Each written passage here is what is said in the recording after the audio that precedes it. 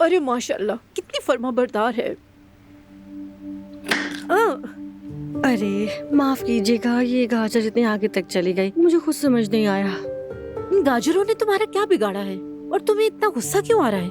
गाजरों की वजह से नहीं आ रहा, सब उस औरत की वजह से आ रहा है। कौन सी औरत? वो जो अभी रेस्टोरेंट से निकली है? हाँ, वही औरत, चुड़ैल परवीन। अच्छा बताओ, किया क्या है उसने? वैसे तो कुछ नहीं किया, मगर किसी भी वक्त कुछ भी कर सकती है। बहुत खतरनाक है वो। वो कैसे? वो औरत जैवदत्त की कॉलेज की दोस्त है मोमानी जान। जरा अजीब सी है। क्या मतलब? वो लड़की थोड़ी सी प्रॉब्लमेटिक है। प्रॉब्लमेटिक कैसे? मतलब वो शादीशुदा मर्दों में दिलचस्पी रखती है। ये तो बहुत बुरी बात है। घटिया औरत। हाँ बिल्कुल घटिया, आपने बिल्कुल ठीक समझा। आपको पता है कॉलेज में जैवदत्त का एक बहुत अच्छा दोस्त था जिसका नाम था कासिम। हालांकि वो शादीशुदा आदमी था, लेकिन फिर भी उसके पीछे पड़ गई थी। और आपको पता है बड़ी मुश्किल से उसने जान छुड़ाई इससे। और फिर जब कासिम से बात नहीं बनी तो 4 बच्चों वाले बाप से शादी कर ली उसने, और फिर उसे भी छोड़ दिया उसने। अब अपनी माँ के पास आ गई है और यहीं कहीं घर ढूंढ रही है। जैवदत्त को देखा तो फौरन रेस्टोरेंट में आधम की कि यही घर चाहिए, यही। बस मुझे इसी बात पर सोचकर गुस्सा आ रहा है, मैं आपको क्या बताऊँ। अजीब किस्म की औरत है, मैं तो समझ ही नहीं पा रही। हैरत की बात है, तुम्हारी बातों से तो लगता है कि ये औरत पैसों की भूखी है। बस मोमानी जान, क्या कहूँ मैं आपसे। लेकिन तुम क्यों इतनी घबरा रही हो? हमें क्या पता मोमानी जान उसका, कहीं अब की बार उसने जैवदत्त पर नजर ही न जमा ली हो। आपने उसका स्टाइल नहीं देखा, वो कितना इतरा के जैवदत्त से बात कर रही थी और बहुत खुश भी हो रही थी। अरे नहीं, तुम्हारे शौहर के पास आखिर है ही क्या? ज्यादा से ज्यादा जैवदत्त की जेब से गिरे हुए सिक्के ही समेटेगी, और क्या? ऐसी मॉडर्न लड़कियों को सिर्फ पैसा अट्रैक्ट करता है। क्या वाकई में? क्या आपको ऐसे ही लगता है मोमानी जान? मोमानी जान वैसे वाकई वो जैवदत्त के साथ क्या करेगी? मेरे दिल को बहुत तसल्ली मिली है। देखिए ना, मौसम कितना अच्छा हो रहा है। चले चल के बाहर कॉफी पीते हैं और एंजॉय करते हैं इस मौसम को। हाँ ठीक है, चलो। सच कहूँ तो मेरा मूड भी अब ठीक हो गया है।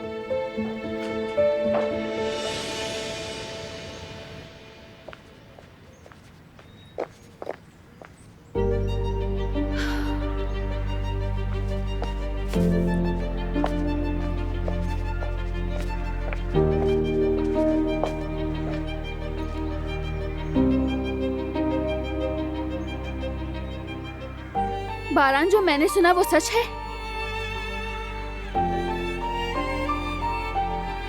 क्या सुना है?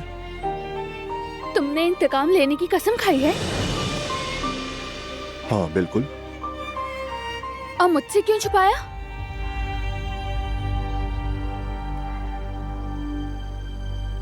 कुछ नहीं छुपाया। क्या तवक्को कर रही हो? इतना सब कुछ होने के बाद भी मैं उससे चचा कहकर पुकारता और उसके साथ रहता? हाथ बांध कर एक कोने में खामोशी से सब कुछ देखता रहता क्या? बिल्कुल भी नहीं। तो फिर किस बात की बहस है? बहस नहीं कर रही हूँ मैं तुमसे बारान, क्योंकि तुम उसे सजा देने के और भी तरीके तलाश कर सकते थे। मैंने सोच लिया है और फैसला भी कर लिया है। हसन काराबे की सजा तय है। मौत।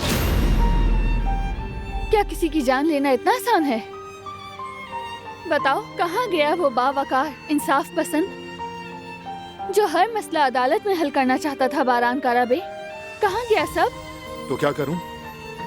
रस्म और रिवाज वाज़ेह है। खानदान में से अगर कोई किसी का कत्ल कर दे तो उसका फैसला तयशुदा है। कोई रिवायत या कोई रस्म किसी की जिंदगी खत्म करने को जायज करार नहीं दे सकती। जब खानदान की इज्जत दांव पर लग जाए तो हालात बदल जाते हैं। कुछ भी हो, किसी इंसान की जान लेना नाकाबिले कबूल है। दिलान बस करो। बिल्कुल नहीं। खानदान की इज्जत कत्ल करने से महफूज नहीं होती, ना हो सकती है। उल्टा किसी की जान लेना खानदान की इज्जत को दागदार करता है और संगीन नताइज लाता है। जानते हो, हमारा बेटा भी इससे मुतासिर होगा, तुम्हें नजर नहीं आता? दिलान, मैंने कहा बस। समझ गई ना? इस टॉपिक पर कोई बहस नहीं होगी। तो ये बात है? हाँ यही है। ठीक है, जो करना है करो, लेकिन मैं भी दिलान काराबे हूँ, उसे रोक कर रहूंगी। तुम्हें बचाने के लिए जो बस में होगा करूंगी। इस मामले में मैं तुम्हारे साथ नहीं, तुम्हारे सामने हूँ। ये बात याद रखना। दिलान मत करो।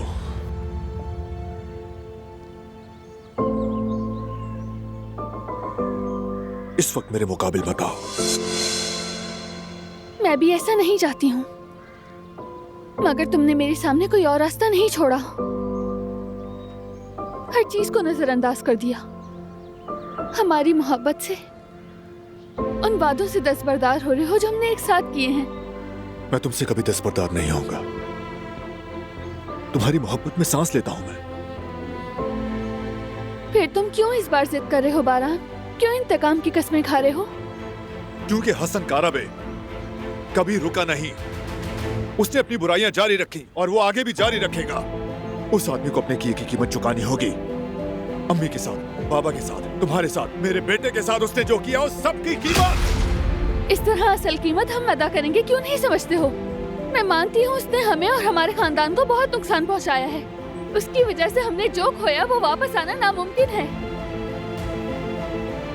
मगर मैं इसकी इजाजत नहीं दूंगी तुम उसके साथ खुद को भी अंधेरे में घसीटो।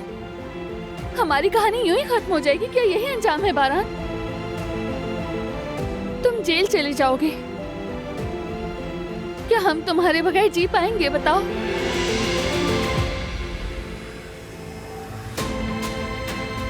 क्या मैं तुम्हें रोक नहीं पाऊंगी?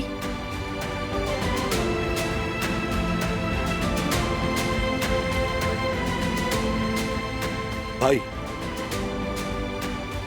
हसन की खबर मिली है। बारान,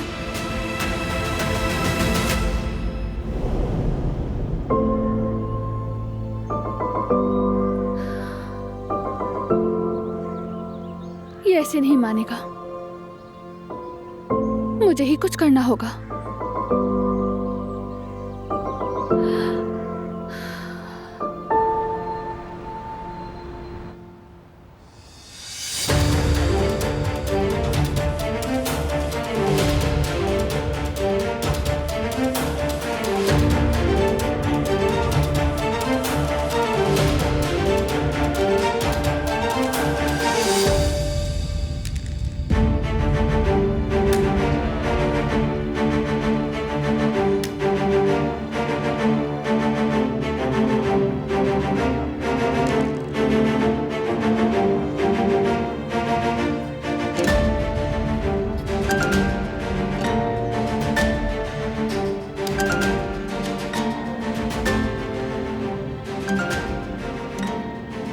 हेलो जवाहिर, आखिर कॉल कर ही ली मैंने। तुम्हें फोन तो करना ही था हसन, क्योंकि मैं और तुम एक दूसरे की जरूरत है हसन। एक दूसरे से छुटकारा ही नहीं मिलता। अब बताओ क्या चाहते हो? मैं बहुत मुश्किल में हूँ जवाहिर। मुझे तुम्हारी मदद चाहिए। मेरे अकाउंट जब्त हो चुके हैं। अब मेरे पास एक रुपया भी नहीं बचा। लोग मुझसे ऐसे भाग रहे हैं जैसे मुझे कोई लाइलाज बीमारी हो गई हो। कबीले में भी मुझे नापसंद आदमी करार दिया गया है। बर्बाद हो गया हूं मैं तो। मेरी कद्र समझ आ ही गई। देख लिया ना, मेरे सिवा तुम्हारा कोई भी दोस्त नहीं है। देख लिया। खुदा के लिए कुछ करो, मुझे बचा लो।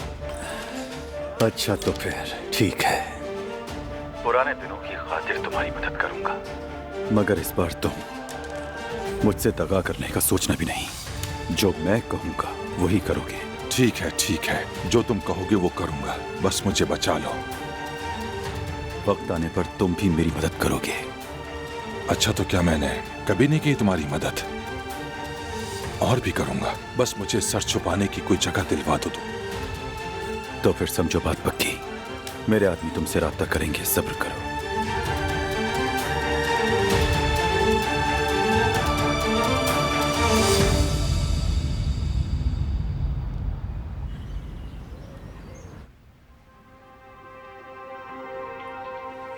उसका अंजाम तय हो गया है।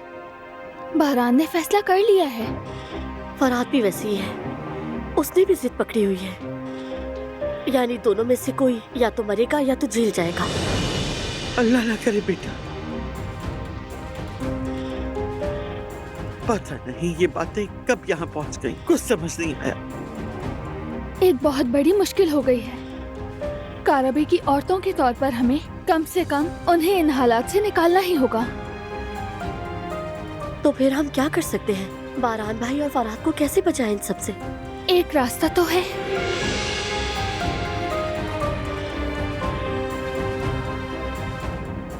हसन कारबे को हमें कानून के हवाले करना होगा।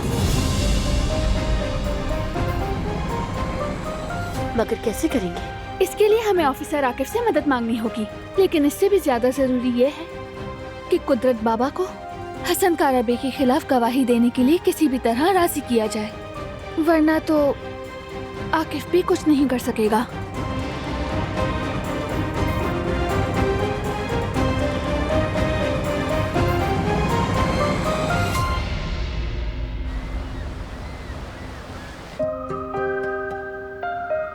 मुमानी जान, अल्लाह ताला आपको हमेशा खुश रखे। उस परवीन वाली बात को लेके मेरा दिल बड़ा हल्का हो गया है, वरना मैं तो अंदर ही अंदर घुल रही थी। आपका बहुत बहुत शुक्रिया। तुम बिल्कुल फिक्र मत करो और ऐसी फजूल बातों से खुद को मत उलझाओ। और वो क्यों? मेरी बात सुनो, हम कहते हैं ना, औरत ने शादीशुदा मर्द को वर्गलाया। वो एक कहावत है ना, चोर के साथ चौकीदार भी कसूरवार होता है। मर्द अगर अच्छी बीवी के होते हुए दूसरी तरफ ना देखे तो बात यहाँ तक ना पहुँचे। हाँ, ठीक कह रही हैं आप, सही कहा। हाँ बिल्कुल, इस कहावत में सच्चाई है। तुम फिक्र मत करो, अपने जेवदत पे भरोसा रखो। हर आदमी एक जैसा नहीं होता और तुम्हारा जेवदत कभी ऐसा नहीं कर सकता। तुम्हारे होते हुए किसी को नहीं देखेगा। अरे जेवदत, अस्सलाम वालेकुम। आप दोनों कहाँ गए हुए थे? वालेकुम अस्सलाम मेरी जान, हम लोग घर देखने के लिए गए थे। वाकई में? तो फिर क्या तुमको इनके लायक कुछ मिला? नहीं जवेरिया, कुछ भी नहीं मिला। प्रॉपर्टी की कीमतें तो लगता है आसमान को छू रही हैं। ऐसे मायूस मत हो, अभी तो शुरुआत है। मुझे यकीन है कि कोई मुनासिब घर जरूर मिल जाएगा हमें। इंशाल्लाह इंशाल्लाह। केनान, बैठने की जरूरत नहीं, खड़े रहो। आज हमारी बेटी का रिश्ता तय हो रहा है, बहुत सारे काम करने हैं। चलो। हाँ, सही कह रही हो, ये बात तो मेरे जहन से निकल ही गई थी। कैसे निकल सकती है केनान? हमारी बेटी का रिश्ता हो रहा है, ये कैसे भूल सकते हो तुम? चलो आ जाओ, बहुत काम करने हैं। चलो केनान, खुदा हाफिज। खुदा हाफिज। हम भी ज्यादा देर नहीं जल्दी आओ। करेंगे। ठीक है ठीक है। जेवदत, क्या घर वाला मामला जरा आगे बढ़ा दे? कहीं ज्यादा मुश्किल तो नहीं हो जाएगी इन्हें? तुम्हें क्या लगता है? हाँ जवेरिया, सही कह रही हो, मुश्किल तो होगी, मगर घर लेना जरूरी है। मामू से बात हो गई है और इस जमाने में अपना घर बहुत जरूरी है। वैसे भी अब हम अकेले नहीं हैं, हमारे साथ हमारी बेटी है। आखिर उसके फ्यूचर का भी तो हमें ही सोचना है ना। हाँ, ये बात तो तुम्हारी ठीक है जेवदत। मतलब किराए पर रहने से बेहतर है कि किस्त अदा करके अपनी जगह ले लें, ये ज्यादा बेहतर होगा। यानी इस बात का सिर्फ यही हल है कि आप हसन कारबे के खिलाफ गवाही देंगे, वरना तो बारान या फरात अपने हाथ खून से रंग लेंगे। घबराओ मत दिलान बेटी, बात वहां तक नहीं जाएगी। आपके कहने का क्या मतलब है? जो अपने तजुर्बात से सबक हासिल न करे बेवकूफ होता है। मैं बेवकूफ नहीं हूँ, सबक अच्छी तरह सीख लिया है। बारान और फराज से पहले मैं खुद हसन को ढूंढकर उसकी सजा उसे जरूर दूंगा। अगर बारान लोग आपसे पहले उस तक पहुंच गए और बाबा, आप किसी की जान नहीं ले सकते हैं, ये ठीक नहीं है। इसका हल मौजूद है, हम हसन कारबे को कानून के हवाले करेंगे। मुझे तो आप लोग समझ ही नहीं आ रहे। हर कोई इंतकाम लेने की बात कर रहा है, मीरान का कोई नहीं सोच रहा।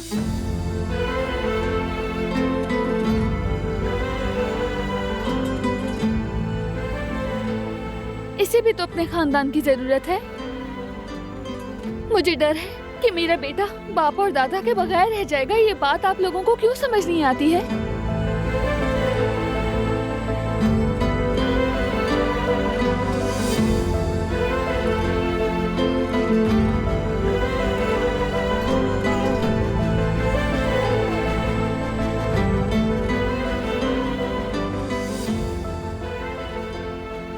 मीरान आपका पोता है।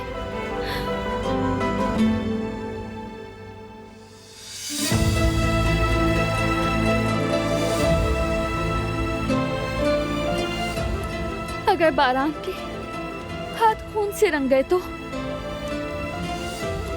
मीरान का क्या होगा? क्या बाप के बगैर बड़ा होना आसान है? जेहान को याद कीजिए बाबा। वो भी इतने साल आपकी आवाज को तरसता रहा। क्या मीरान भी तरसेगा? बिल्कुल भी नहीं। मैं ये नहीं होने दूंगी। मेरा बेटा बाप के बगैर बड़ा नहीं होगा। आप हसन काराबे के खिलाफ गवाही जरूर देंगे। हम आकिफ को फोन करेंगे। ये हम सबके लिए बेहतर है बाबा। कोई फोन नहीं करेगा उसे। देखो बारान, हम ऑफिसर आकिफ से मना कर दिया है दिलान। कुछ लम्हात में लफ्ज बेकार हो जाते हैं। ये भी वही लम्हा है। कोई फोन नहीं करेगा उसे। मैंने जो कहना था वो मैं कह चुका हूं। बात खत्म।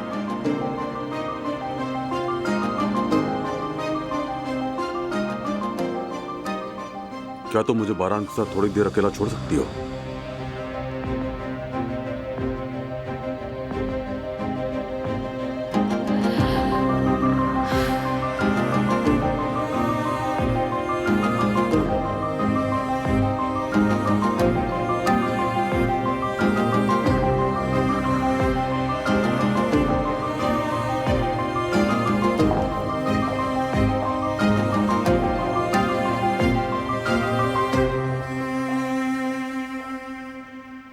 अब हमें बात करनी ही होगी बेटा।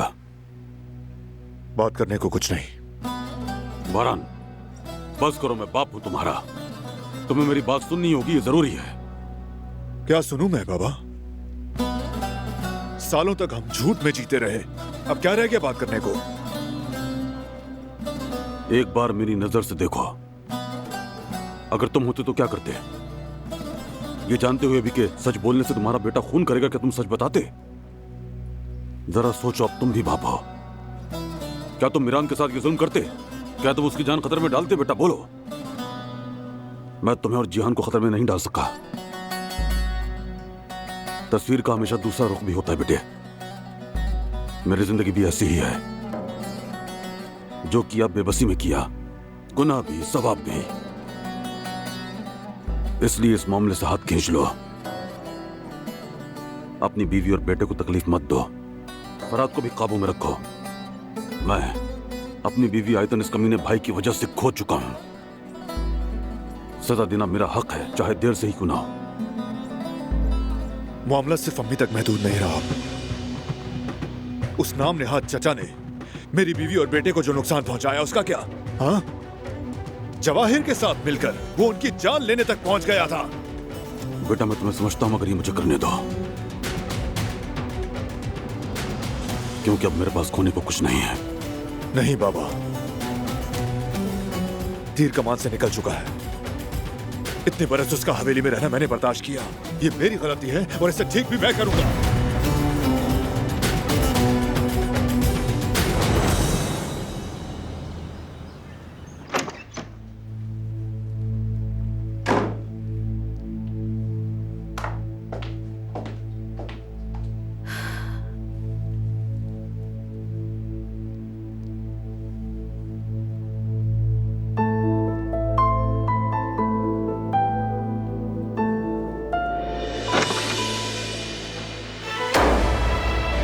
क्या सोचकर ये सब कर रही हो? मैं वही कर रही हूँ जो करना चाहिए। मैंने तुमसे कहा था कि दूर रहो। बारान, तुम आराम से बात करोगे? और ये भी समझ लो कि हम आमने सामने भी आ सकते हैं। हर बात में मुत्तफिक होना जरूरी नहीं। तुम मुझे पागल समझती हो क्या? नहीं, लेकिन तुम पागल होने के लिए तैयार हो। कोई चीज हद से बढ़ जाए तो उल्टा असर दिखाती है, और तुम अपनी हद पार कर रहे हो, समझे? हमें बचाने के चक्कर में हमें नुकसान पहुंचा दोगे। तुम नहीं समझ रहे हो। ऑफिसर आकिफ हमारी। आकिफ का नाम भी मत लेना। गौर से सुनो, तुम या कोई भी उसे फोन नहीं करेगा। मैंने बता दिया है, फोन भी कर लिया है, वो आता ही होगा। तुम मेरी बात क्यों नहीं सुनती हो? हाँ फिलहाल क्यों नहीं? आखिर क्यों? मैं तुम्हारी कोई बात नहीं सुनूंगी, और मैंने पहले ही तुमसे ये बात साफ साफ कह दी थी बारान, इसलिए गुस्सा करने का फायदा नहीं।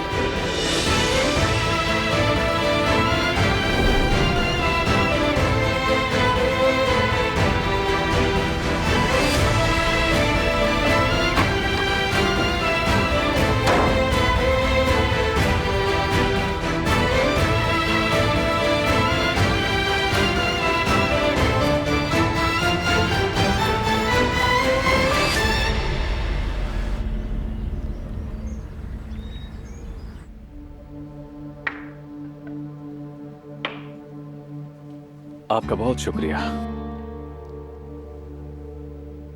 आप क्या कहते हैं, क्या हम इस तरह आगे बढ़ सकते हैं?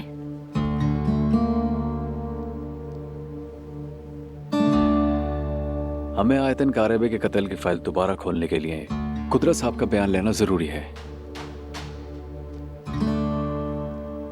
इससे सिर्फ वक्त जाया होगा और कुछ नहीं। इतने मायूस मत हो बारान। कुदरत साहब बरसों बयान नहीं दे सके थे। अब अगर ये बयान दे दे तो मामला हसन कारबे के खिलाफ हो जाएगा।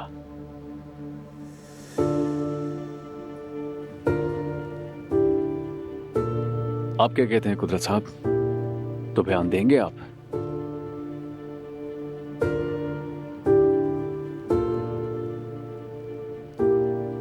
हाँ बिल्कुल, मैं सब कुछ बताऊंगा।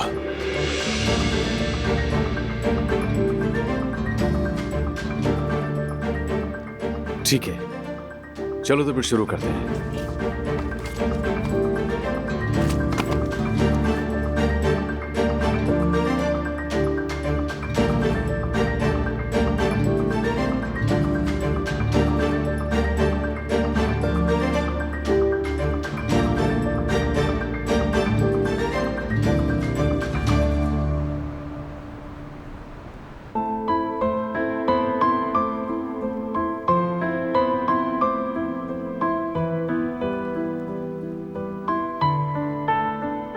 अरे ये लड़का फिर से कहाँ रह गया है? आ जाएगा मामू जान, आ जाएगा। किसी काम में फंस गया होगा। आप रिलैक्स हो जाए बाबा जान, आराम से बैठ जाइए। केनान, खुदा के लिए बच्चे से कोई उल्टी सीधी बात मत कहना। नहीं कहूंगा, बेफिक्र रहो। तुमने क्या मुझे बेवकूफ समझा है? मैं जानता हूँ रिश्तों को कैसे निभाते हैं।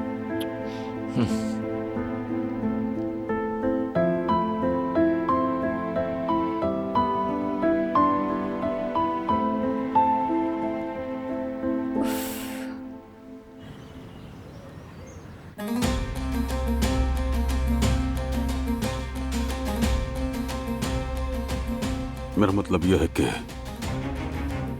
मेरी बीवी आयतन को गोली मारने वाला हसन ही था।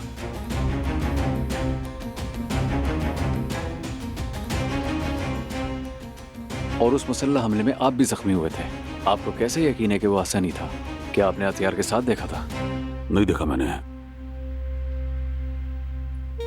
मगर जब मैं व्हील चेयर पर था तो उसने कई बार खुद इकरार किया मुझे मजीद अदियत देने के लिए।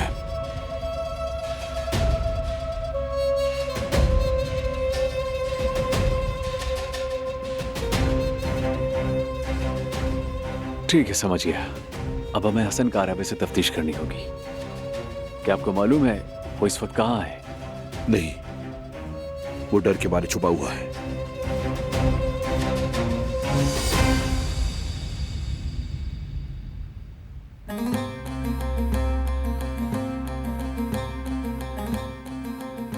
मुझे अंदाजा था। वक्त ज़ाया किए बगैर वसी पैमाने पर तलाश शुरू कर रहा हूँ। हम उसे जल्दी ढूंढ लेंगे, फिक्र ना करें। बारान, कोई गैर कानूनी कदम मत उठाना, ताउन से काम लेना।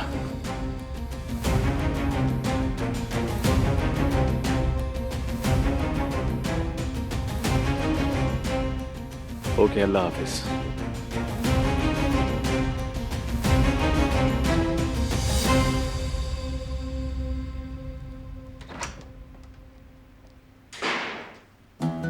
होना यही था।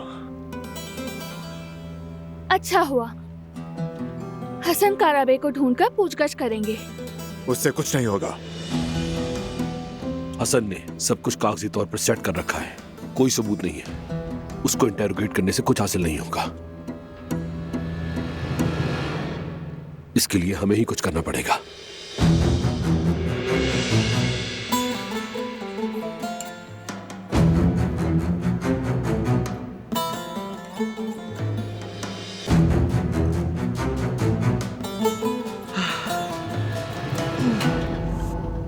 आप ठीक तो हैं दादी जान?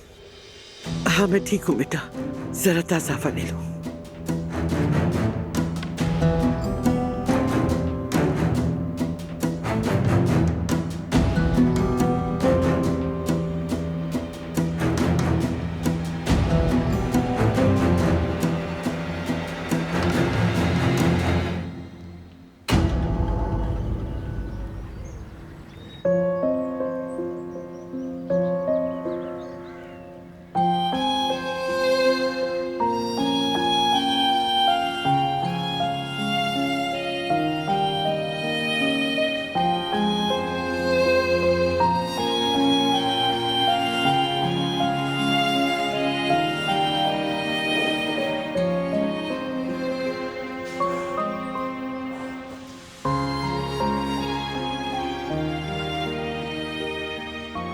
क्या आपने सुना है अहमद साहब?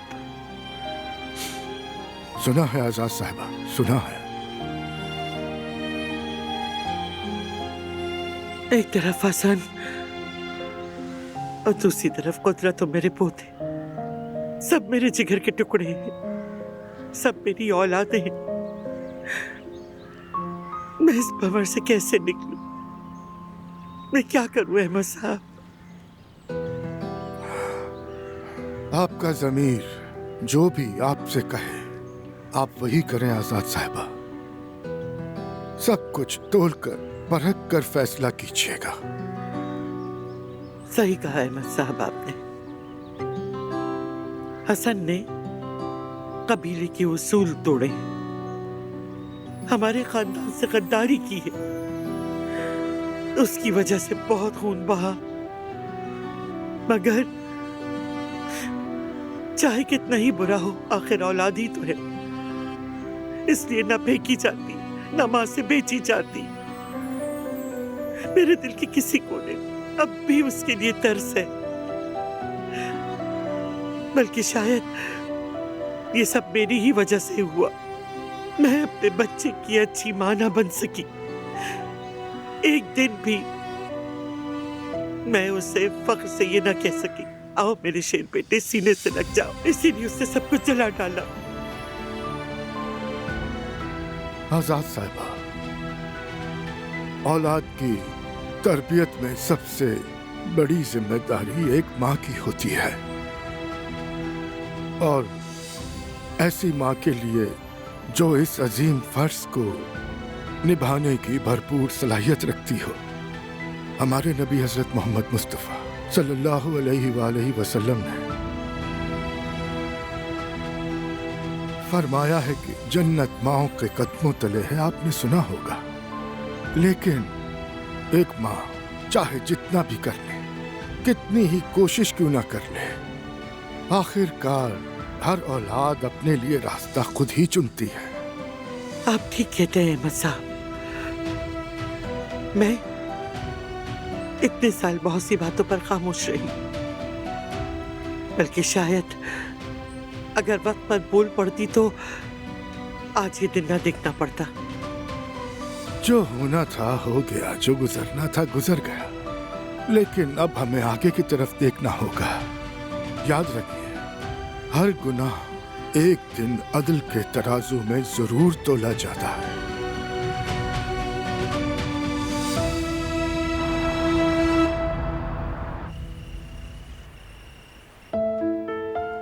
बिल्कुल साफ हो गया है, खुशबू भी आ रही है। मेरा प्यारा बेटा।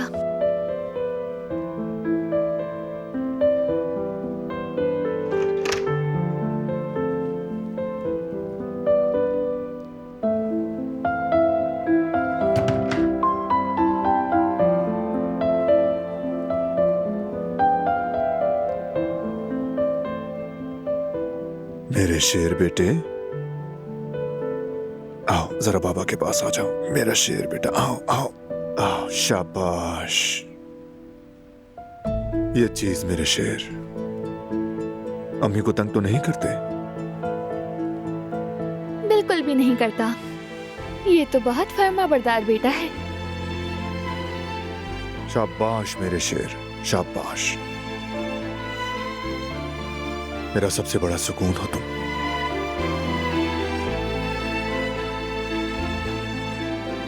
तुम और तुम्हारी अम्मी, तुम दोनों एक रोशन चिराग हो जो हर अंधेरे को मिटा देता है, मेरे घर को रोशन करता है।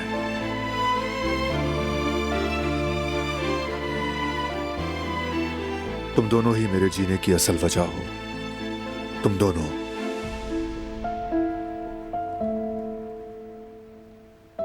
तुम भी हमारे लिए ऐसे ही हो बारान। देखो ना, ये तुम्हारी गोद में कितना पुरसुकून सो रहा है।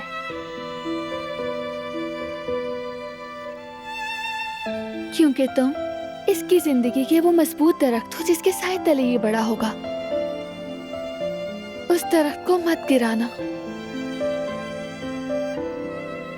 मेरे बेटे को खुद से महरूम मत करना।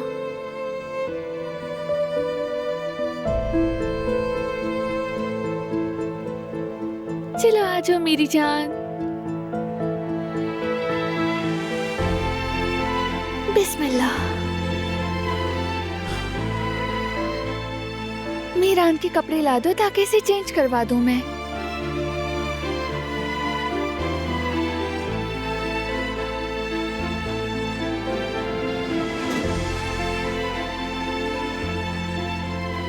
मैं पकड़ लेता हूँ, तुम पहना देना। ठीक है, चलो हो बेटा, अम्मी तुम पर कुर्बान।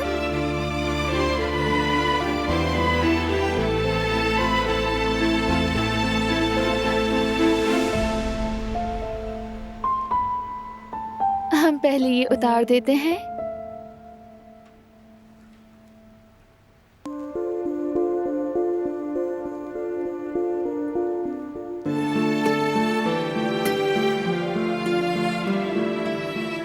आखिरी बार कह रहा हूं, अकेले कोई इकदाम उठाने की कोशिश मत करना, समझ गई?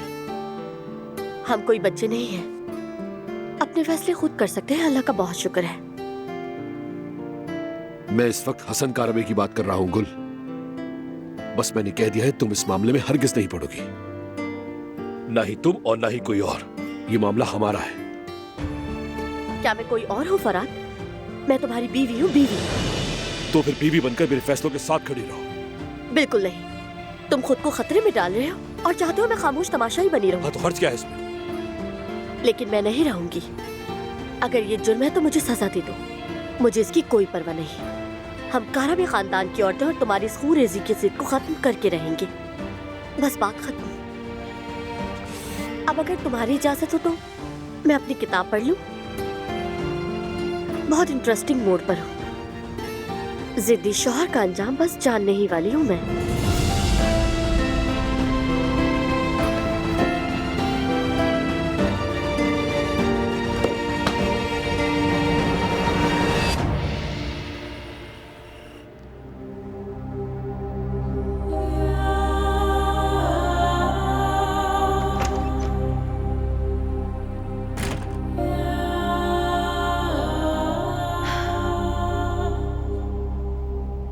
फौरन ही सो गया?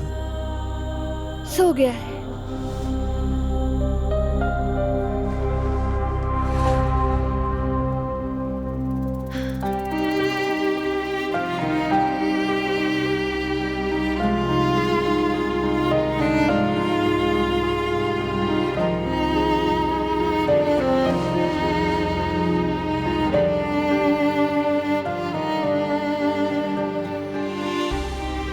तुम नाराज हो जानता हूं,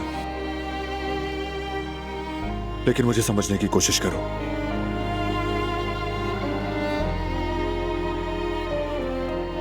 जैसे हमेशा करती हो, इस बार भी करो।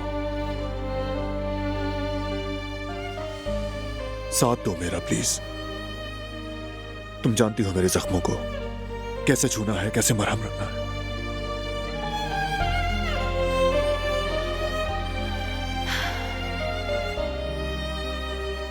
इस बार नहीं जानती हूँ। लगता है जिस तरफ से भी हाथ लगाऊंगी खून बहेगा।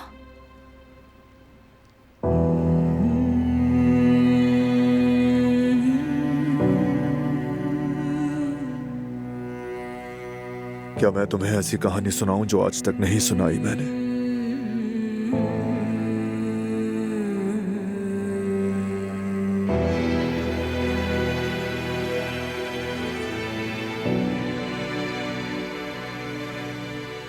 जब अम्मी का कत्ल हुआ, जिहान छोटा सा एक बच्चा था, हर चीज से बेखबर।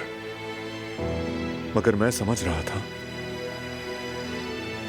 मेरी मां मेरी आंखों के सामने मारी गई थी। मरते वक्त उन्होंने जिहान को मेरे हवाले कर दिया था। इसीलिए मुझे वक्त से पहले बड़ा होना पड़ा। मैं बड़ा हो गया, जैसे कोई बच्चा मां के बगैर बड़ा होता है। थोड़ा सा टूटा हुआ, थोड़ा गुस्से से भरा। जिहान ने कदर आपा को अपनी मां समझा और कदर आपा ने मां बनकर वाकई उसे अपने सीने से लगा लिया।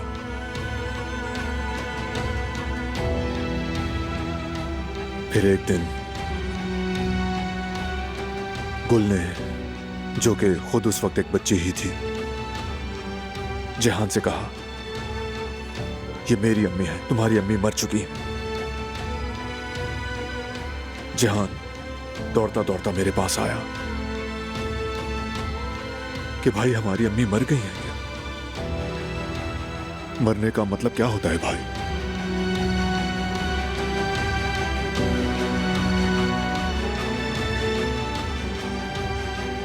और मैं बता ही नहीं सका, ना कह सका हमारी अम्मी मिट्टी के नीचे दफन है, और वहां से भाग गया। और फिर जहान सारी रात रोता रहा कि हमारी अम्मी क्यों नहीं है। कई दिनों तक जिद करता रहा कि मुझे मेरी अम्मी चाहिए। जहान के रोने की आवाज ना आए, मैं अपने कान बंद कर लेता था, सर तकिए के नीचे छुपा लेता। फिर देखा यह मुमकिन नहीं। उसका हाथ पकड़ा और अम्मी की कब्र पर ले गया। उससे कहा, देखो हमारी अम्मी यहां है।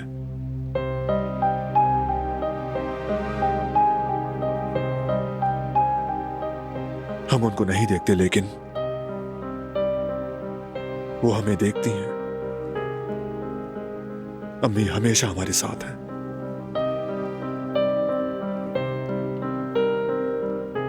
इसलिए हम अच्छे बनेंगे, स्ट्रांग बनेंगे और अम्मी अपने बेटों पर फख्र करेंगी। दोनों भाई बहुत खुश रहेंगे ताकि वो भी खुश रहें। उस दिन हम दोनों ने अम्मी की कब्र पर यह वादा किया था। हमें वाकई बहुत जल्द बड़ा होना पड़ा दिलान, जहान को भी और मुझे भी। हालांकि हम बच्चे ही थे, जी भर कर दौड़ना खेलना चाहते थे।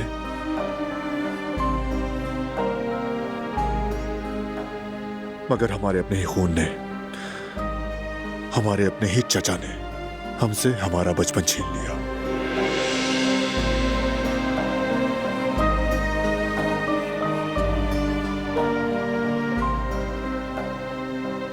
और जानती हो ये सब किस लिए? दौलत के लिए और बस ताकत के लिए।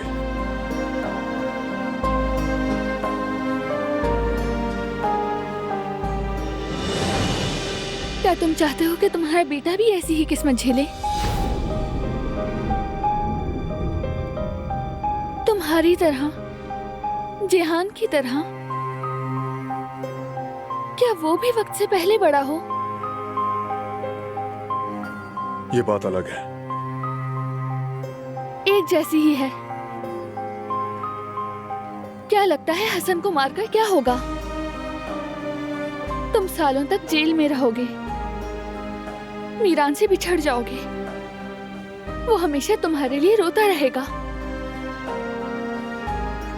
मेरे बाबा कब आएंगे ये कहकर तड़पेगा। नहीं तड़पेगा वो, मैं जिंदा रहूंगा, लोहे की सलाखों के पीछे ही सही, मगर हमारे बेटे का बाप तो होगा। बारान, मैं बहुत थक गया हूं, सोना चाहता हूं। शब बखैर।